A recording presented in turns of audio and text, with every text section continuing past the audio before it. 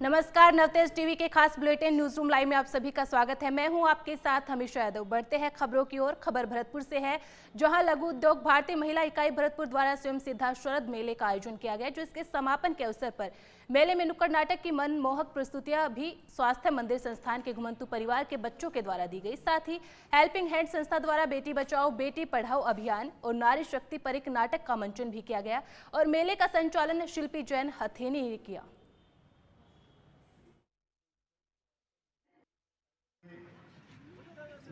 Ma'am, स्वयं सिद्धा शरद मेले में आप आई हैं, कैसा लगा?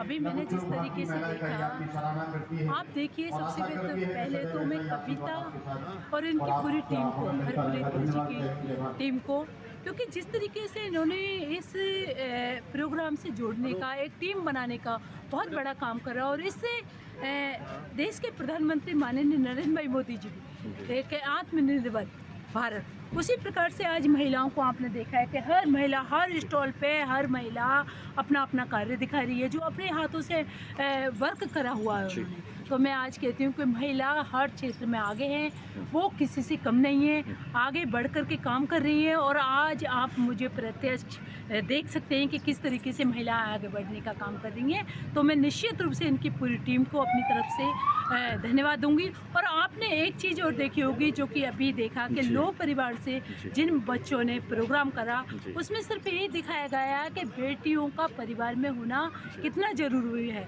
अगर बेटी परिवार में नहीं है तो वो परिवार अधूरा है, क्योंकि जिस तरीके से बेटियों को लक्ष्मी के रूप में माना जाता है, सरस्वती के रूप में माना जाता है, आज उन्होंने खुद करके दिखा दिया कि देश के लिए बेटियों का योगदान। खबर भीलवाड़ा से है, जहां विधानसभा अध्यक्ष वासुदेव देवनानी शहर के हरि सेवा आश्रम पहुंचे, जहां उनका भाजपा कार्यकर्ताओं और साधु संतों के द्वारा स्वागत किया गया। इस दौरान उन्होंने हरि सेवा धाम के महामंडलेश्वर हंसाराम महाराज को माला पहनाकर चरण स्पर्श कर आशीर्वाद लिया।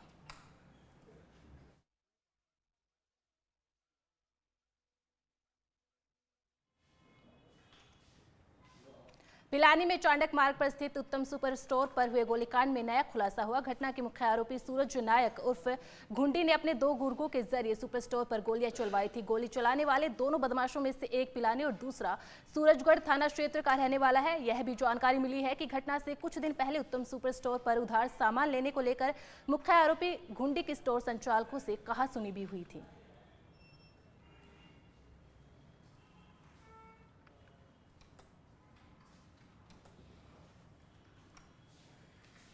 चिड़ावा शहर के वार्ड नंबर 35 में वार्डवासियों ने जमकर विरोध प्रदर्शन किया। वार्डवासी पिछले 9 महीने से पीने के पानी की समस्या से परेशान हैं। वार्डवासियों ने आरोप लगाया कि पीने के पानी की समस्या में भी पार्टीबाजी की जा रही है। वार्ड के सुरेंद्र शर्मा ने बताया कि सुखदेव राजौरिया के यहाँ एक कुआं है, उसको दूसरी जगह शिफ्ट किया जा रहा है। वार्डवासियों ने साफ कह दिया है कि अगर दूसरी जगह कुआं शिफ्ट किया जाता है तो बड़ा आंदोलन किया जाएगा।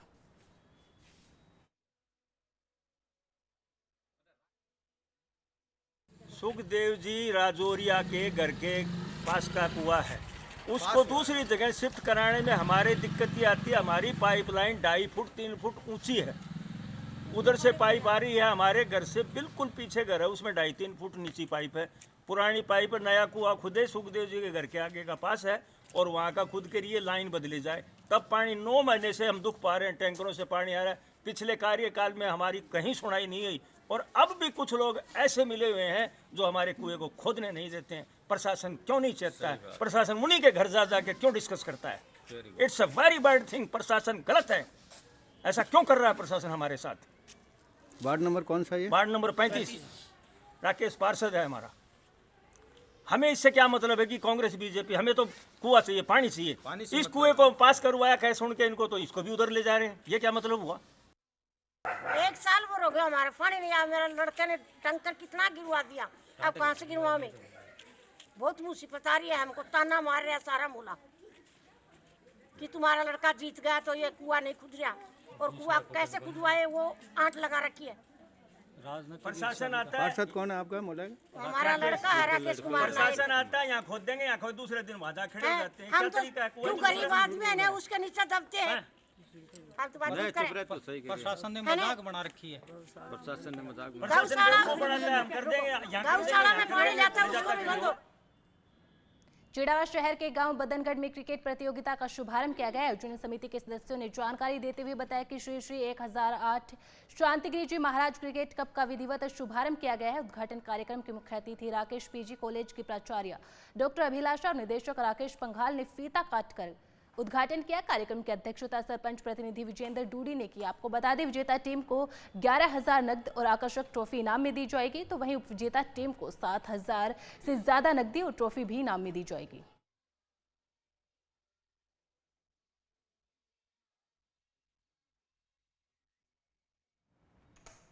खबर भरतपुर से है, जहां दो सराफा व्यापारियों के साथ बाइक पर सवार 4 बदमाशों ने लूट की वारदात को अंजाम दिया। भरतपुर के कस्बा रूपवास में शाम करीब 6 बजे नगला करेली निवासी थान सिंह और दुकान में पार्टनर समधी भूप सिंह के साथ 4 बदमाशों ने लूट की घटना को उस समय अंजाम दिया जब वे रूपवास कस्बे के भरतपुर रोड पर स्थित अपनी सराफा की दुकान को बंद करके घर जा रहे थे। बता दें, बदमाशों ने भूप सिंह से हाथापाई कर उसे नीचे गिरा दिया और दूसरे बदमाश ने थान सिंह से उसका बैग छीना और चारों बदमाश बाइक से फरार हो गए। फिलहाल पुलिस पूरे मामले की जांच में जुटी है।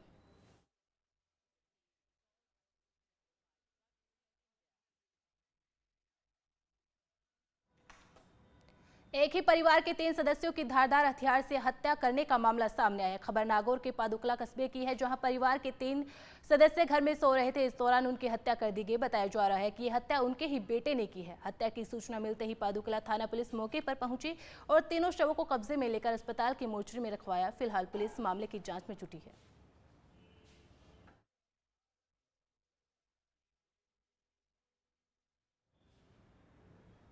चित्तौड़गढ़ जिले की सभी 5 विधानसभा में कांग्रेस की करारी हार हुई है और आरोप प्रत्यारोप का दौर जारी है। इसी को लेकर जिला कांग्रेस कार्यालय में पत्रकार वार्ता का आयोजन किया गया, जिसमें डेयरी चेयरमैन और बड़ी सादड़ी से कांग्रेस प्रत्याशी बद्री जगपुरा ने गंभीर आरोप लगाए।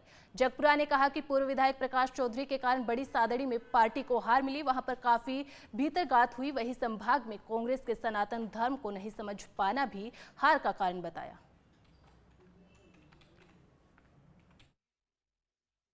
देखिए, 5 विधानसभा में हारने का कारण जो सबसे मेन चीज़ है कि हम उस चीज़ को भुना नहीं पाए और सनातन के नाम पे जो सामने वाली भारतीय जनता पार्टी है उन्होंने पूरी तरह से उसको प्रचारित किया और हम इस चीज़ को समझ नहीं पाए थे और कांग्रेस हारी है। सबसे बड़ा कारण ये है। नहीं, कांग्रेस पार्टी ने प्रत्याशियों को चयन में ऐसा कोई गलत कहीं नहीं किया है। ऐसी कोई लग नहीं रही है हमें कि भाई कांग्रेस पार्टी जो 2 बार हारे हुए जाना कैसे देखते हैं? देखिए, को शीर्ष नेतृत्व जो भी फैसला करता है हम उसको हमें स्वीकार करना है और स्वीकार किया। हाँ, देखो, थोड़ा बहुत नज़र आई है, ऐसा नहीं है कि नहीं आई है। कुछ जगह है और किसी वजह से आज बड़ी सादरी जो हमारे प्रत्याशी है डेयरी चेयरमैन है, आप बता रहे हैं निश्चित रूप से कि वह उनके ऊपर एक ठप्पा लगा के और जो प्रमुख जो थे दावेदार थे उन्होंने हर पूरी तरह से खिलाफ काम किया और उसी का परिणाम रहा। हार का कारण तो वैसे किस्मत होता है, जो मैं मानता हूँ। अगर आपके नसीब में जीत लिखी है तो कोई हरा नहीं सकता और हार लिखी है तो कोई जीता नहीं सकता। लेकिन कुछ कारण रहते हैं, कुछ कमियाँ रहती है। एक प्रत्याशी के तौर पर मैंने पूरे प्रयास करे कि चुनाव को किस तरीके से जीता जा सके। जिस तरीके से जितना मैं रूटों को मना सकता हूँ उतना मनाने की कोशिश करी। 31 तारीख को मेरी टिकट हुई, 7 तारीख तक मेरे दौरे नहीं हुए। जितने भी रूठे देवता थे उन देवताओं को अगरबत्ती और धूप दे और पावा पड़वा की सारी कोशिश करने के बावजूद देवता राजी नहीं हुए। राजी नहीं होने के बाद में 7 तारीख को मुझे दोहरे बनाने पड़े। उसके बीच में भी एक जो पार्टी के पूर्व विधायक प्रकाश चौधरी जी को दीपावली के दिन मैं उनके घर गया, साफा और मीठे लेके गया। 1.5 घंटे तक उनके घर पर नीचे इंतज़ार करा। वो मेरे से मिलने की उन्होंने कोई कोशिश नहीं करी। मैं नीचे बैठे बार बार आग्रह कर रहा था, फिर भी वो नीचे नहीं आए। और उनका एक ही उद्देश्य था कि किस प्रकार कांग्रेस पार्टी को हराया जावे। और आज उनका मेरे पास में एक वीडियो मतलब ऑडियो है, जिस ऑडियो में वो जिस तरीके की लैंग्वेज यूज़ करते हुए कि कांग्रेस प्रत्याशी को हराना है, जितना उन्होंने जिस तरीके के काम करें वो सबको मालूम है कि उन्होंने क्या करा क्या नहीं करा। धौलपुर के कोतवाली थाना क्षेत्र के मोरोली गांव में एक युवक को पैर में गोली मार दी गई। पैर में गोली लगने से घायल हुए युवक को परिजनों की मदद से जिला अस्पताल लाया गया, जहां इमरजेंसी में डॉक्टर ने युवक को जिला अस्पताल में इलाज के लिए भर्ती किया। घटना को लेकर परिजनों की ओर से थाने में नामजद आरोपी के खिलाफ मामला दर्ज कराया गया है। थाने में रिपोर्ट दर्ज कराते हुए रामधन पुत्र नेपाल सिंह ने बताया कि शनिवार शाम को पीड़ित और उसका पुत्र जोगिंदर घर में मौजूद थे। इसी दौरान गाँव के श्रीकेश और उसके पिता उदय भान उनके घर पर आ गए और आरोपी श्रीकेश ने उनसे 10,000 रुपए मांगे। पैसे न देने पर आरोपी श्रीकेश ने उन्हें गाली गलौज करना शुरू कर दिया, जिसका विरोध करने पर आरोपी ने उनके बेटे जोगिंदर के पैर में गोली मार दी, जिसकी पुलिस से जांच कर रही है। गोली मारी थी।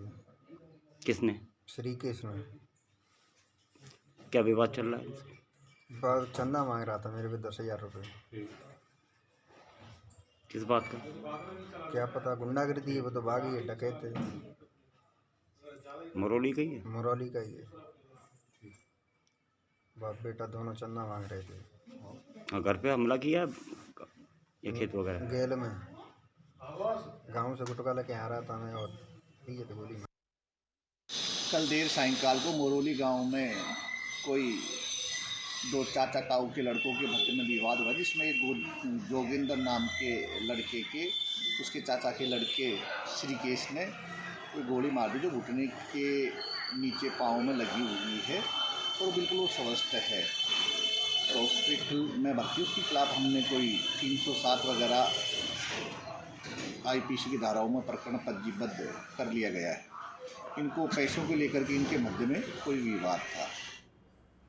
खबर भूसावर से है, जहां नगर पालिका प्रशासन द्वारा राज्य के मुख्यमंत्री की ओर से निर्माण कार्य से संबंधित आदेशों की खुलेआम धज्जियां उड़ाई जा रही है। बता दें कि मुख्यमंत्री भजनलाल शर्मा ने गत दिनों एक आदेश जारी किया था कि उन कार्यों से संबंधित कोई भी टेंडर जारी नहीं किया जाए। फिर भी नगर पालिका भूसावर की ओर से रोक के बावजूद भी टेंडर आदेश जारी किए गए। जो कार्य नगर पालिका द्वारा धरातल पर कराए ही नहीं गए, उन कार्यों को पूरा और प्रगति पर होना बताया गया है।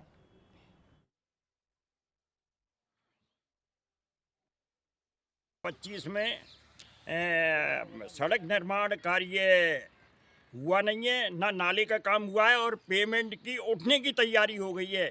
शासी अधिकारी मिली भगत से ठेकेदार और शासी अधिकारी उस पैसे को उठा रहे हैं और काम हुआ नहीं है। बिल्कुल मेरा आपसे निवेदन है कि तुरंत जांच करके तुरंत ऐसे आदमी को और ये दंडित किया जाए। सबकी मुख्यमंत्री ने आदेश निकाल रखे हैं कि पिछली NIT बिल्कुल तुरंत प्रभाव से निरस्त की जाए और आगे काम चालू नहीं हो। अब ये भी आदेश के बावजूद ही निरस्त नहीं करें और पेमेंट उठा रहे हैं और काम चालू हुआ नहीं है।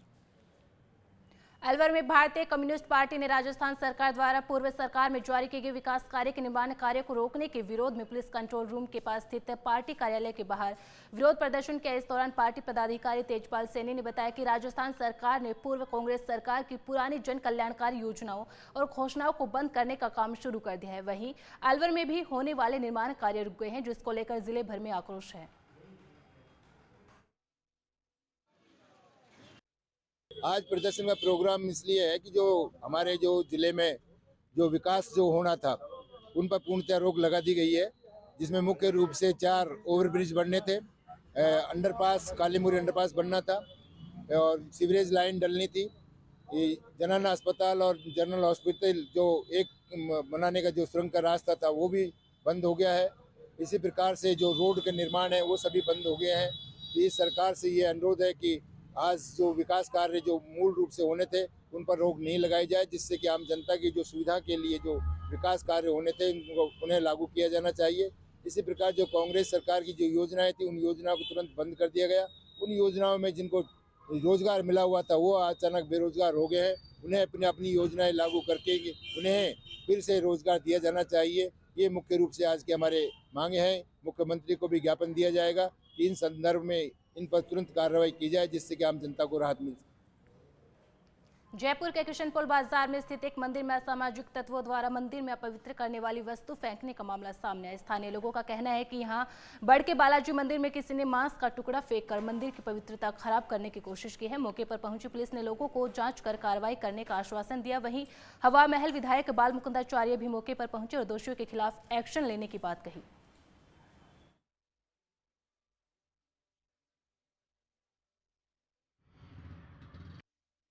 किशनपुर बाज़ार में जो मंदिर है श्री राम जी का, यहाँ पर मंदिर के बाहर कुछ सब्जी गिरी हुई थी जिसको लेकर लोगों में थोड़ा आक्रोश था। तो वो इस संबंध में इन्होंने रिपोर्ट थाने पे भिजवा दी, दर्ज कर रहे हैं मुकदमा। जो भी सब्जी है उसकी जांच कर ली जाएगी। CCTV कैमरे वगैरह हम दिखा रहे हैं कंट्रोल रूम पे, और जिसने भी गिराया उसके खिलाफ नियमानुसार कार्रवाई की जाएगी। मंदिर के बाहर कोई फेंक गया। जब पुलिस मौके पे पहुंची, चेक किया तो नॉनवेज तो नहीं था, लेकिन कोई पानी पूड़ी या इसके प्याज या आलू की थे, वो शायद कोई डाल गया। तो अब उन्होंने कोई रिपोर्ट दी, कोई अपशिष्ट पदार्थ है, इसके बारे में कैमरे वगैरह तलाश करके इनकी मालूम कर रहे हैं क्या है।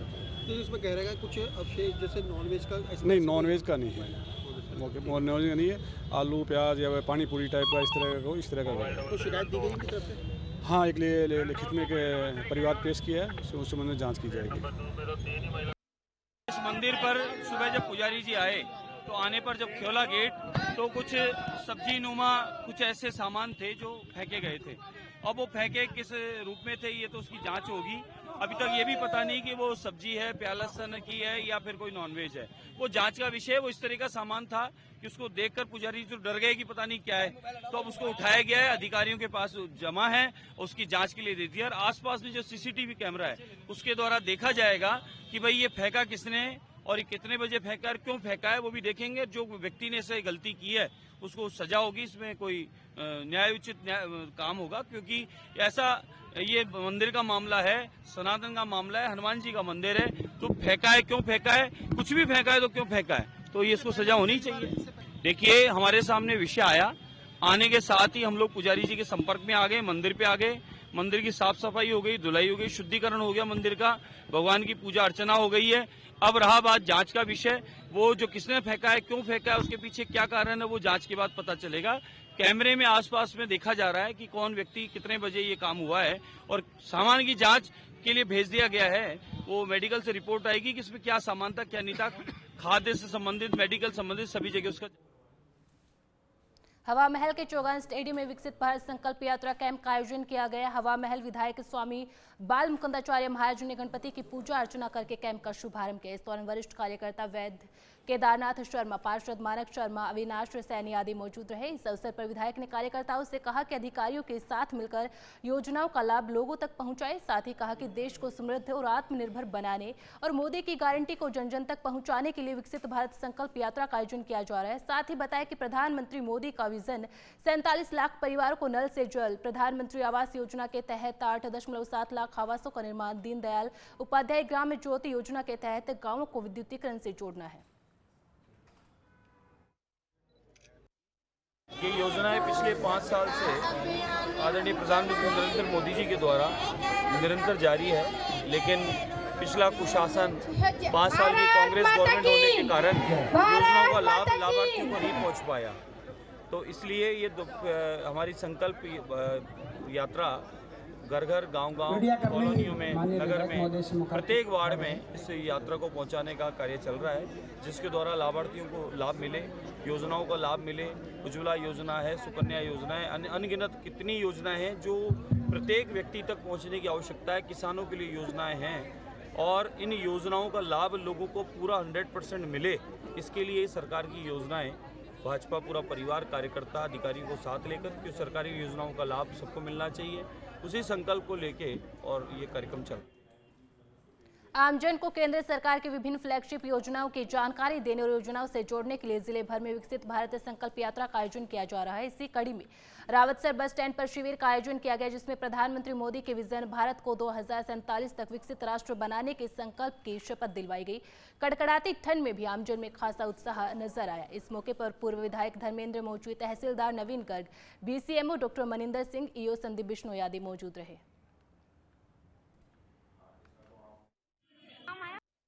आज हमारे शहर रावतसर में पहुंची है, हम इनका स्वागत भी करते हैं, सत्कार भी करते हैं। और जिस प्रकार से माननीय नरेंद्र भाई मोदी जी आमजन के लिए, आम हित के लिए कैसे भारत विकसित बने और कैसे हमारे भाई बंधु आगे बढ़े, इन्हीं योजनाओं को लेकर के आज इस रथ के माध्यम से यहाँ पहुँचे हैं। मैं पूरे रथ के साथियों का स्वागत भी करता हूँ, अभिनंदन भी करता हूँ और माननीय प्रधानमंत्री जी का भी आभार व्यक्त करता हूँ कि आप जन जन तक ये बात पहुँचाने के लिए ये एक बहुत अच्छा रास्ता निकाला, हर घर तक ये बात पहुँचे।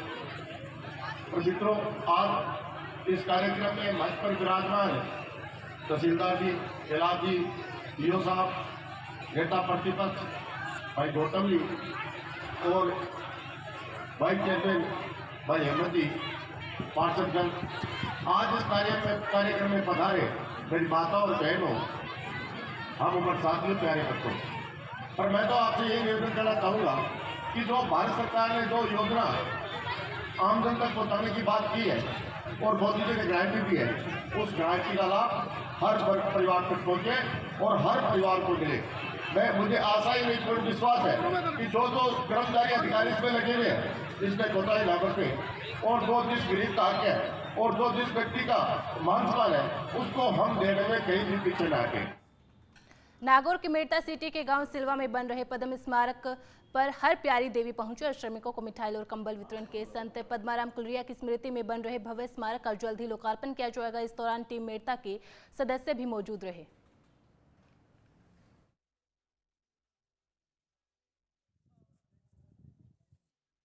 संत पद्माराम जी कुलरिया के यहाँ स्मारक पर आज उनकी धर्मपत्नी द्वारा गरीब मजदूर वर्ग को शीतलहर से बचने के लिए आज कंबल का वितरण किया गया, करके सेवा कार्य को आगे बढ़ाया गया। और आज देख रहे हैं कि पद्माराम जी के यहाँ बहुत ही विशाल और ऐसा एक यादगार चीज़ बन रही है स्मारक के रूप में, जो युगों युगों तक पद्माराम जी याद किए जाएंगे। मेरे साथ न्यूज़ रूम लाइव में इतना ही। आप बने रहिए नवतेज टीवी के साथ। नमस्कार।